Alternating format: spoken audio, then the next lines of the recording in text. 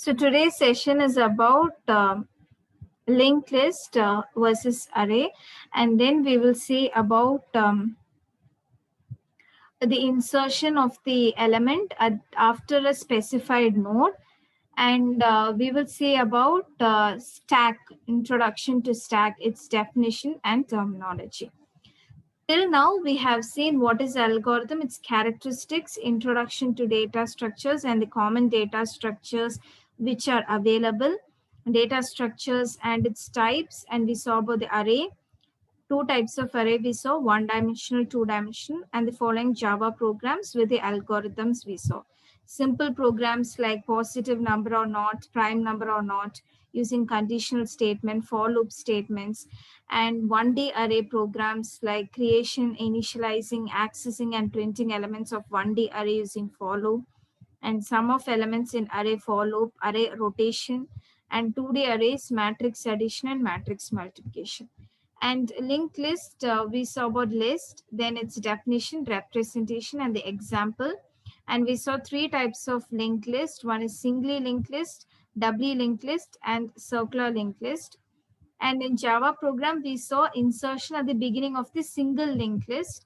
And we saw circular linked list in the previous class with its representation, and the Java program insertion at the end of the list. So today we are going to see about arrays versus linked list and Java program insertion after a given node. You're given a particular node which is in the middle of the linked list. We have to insert it using, for that we are going to write a Java program. And then we'll see about a new data structure, that is stack, its definition and terminologies. So insertion after a given node. So it is at the middle of the list. So we have to check if the given node is null. So if whatever the node which is given is null, then you have to allocate the node, and you have to put in some data inside the node, because a node consists of a data field and an address field. And you have to make the next field of the new node as the next of the previous node. So previous node next, if it is some other value pointing to some other node, we have to make the previous node next field to the address of the new node's address. And then we have to make next of previous node as new node. So this is the function for it. So public void insert after, and you have given two parameters. One is you should know the new node, whichever you're going to insert, its previous node we have to know. So node, previous node, and the new data which you're going to put it in the new node. So first you have to check whether the node is null. If the previous node is null, then you have to give like the previous node cannot be null written, because we are inserting at the middle of the linked list, not at the end of the linked list. So if the end we are inserting at the end, we have to check whether the previous node is null or not. But here it is in the middle of the linked list. So previous node can't be null. It has to be pointing out to some other node. So we have to check this condition first, and then you have to allocate the node, and you have to put the new data inside it. So we are using the class which we have defined earlier, node class. For that, we are creating the object new underscore node, and then using the constructor node, we are giving the parameter new underscore data. Now we have to make this new node which we have created. So you have to make the next of new node as the next of the previous node.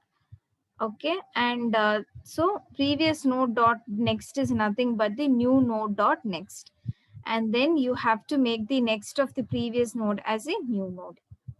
So previous node, new node will be pointing to the next field, will be pointing to the new node. So this is how we have to insert in the middle of the linked list. So this complete program is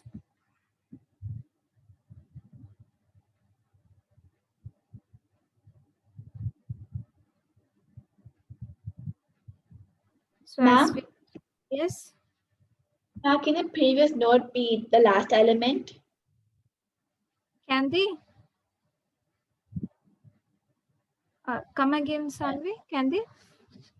Ma'am, can you insert after the last element, like in with using this code? We cannot.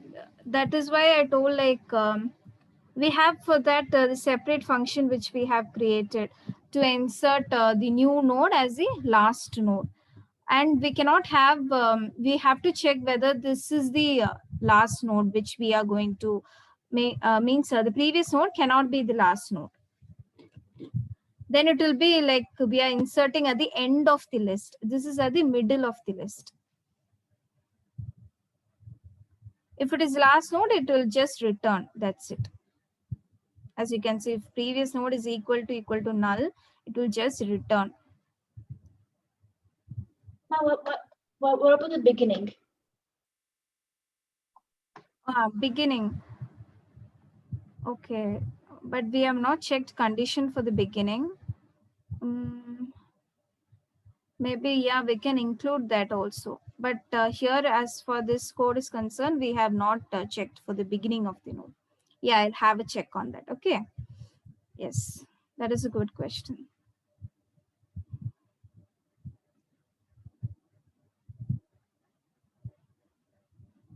So we'll have a quick review of the all the insertions. Like this is if complete.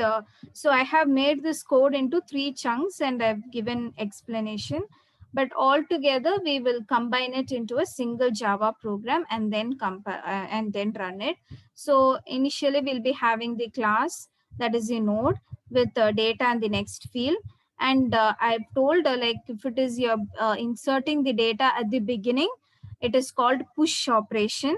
So for the push operation, just you have to give the new data, and then you will be creating the like the node will be called, and the class will be called. You will be creating an object and you will be just pushing the data, and then you will make the next the new node next is equal to the head value because it is a starting of the node, so the head address will be stored separately.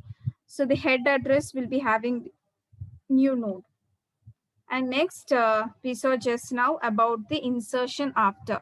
So since it is insertion after, okay, I have not done insertion before method here, only insertion after.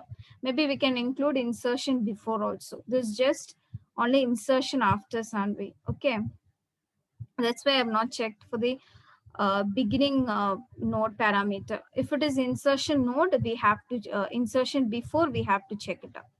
Okay, so that method I have not put it in this Java program. I've just combined only insertion after, then beginning of the list and at the end of the list.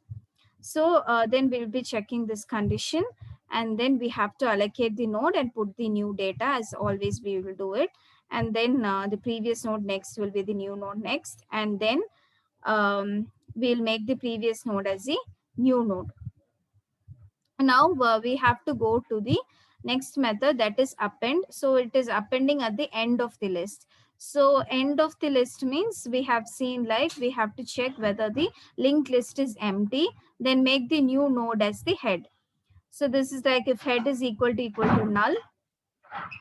Here since we are inserting at the end, we are checking if there's a head value first, and then we are going further.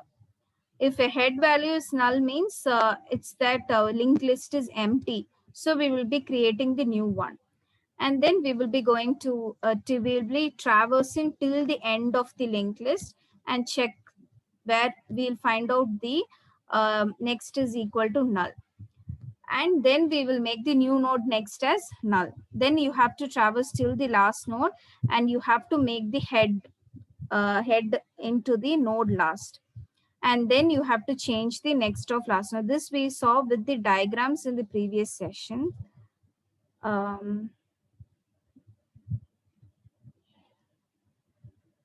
At the end of the list we saw with the diagram.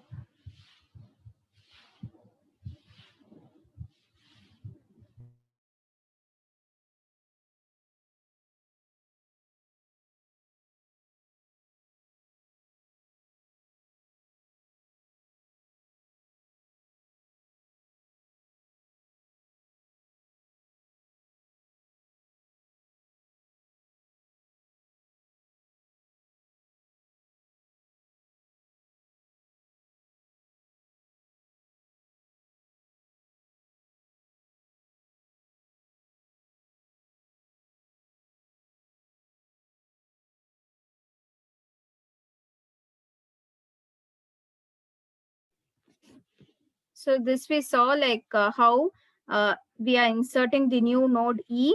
So you are making this D into a temporary variable, and you have to remove the next field as null and make the new node next field as null, and you have to point the next field to the new node. Okay, that is how the program is written. And now we are going to combine all the programs. So we have combined, and this print list will just print whatever it is there in the this print list will print whatever is there in the linked list as such. And then we have the driver program. So driver program is the main program. Here you will create a new so we have to call the class. Which class? Linked list we have created here, right? So you'll be calling the class, and then we'll be creating the object for that, and then you will be calling the empty constructor. Now you're going to append, just making an append operation, and then you're making a push operation. Anyway, you can do first push operation and then make a append operation, and then make a insert after.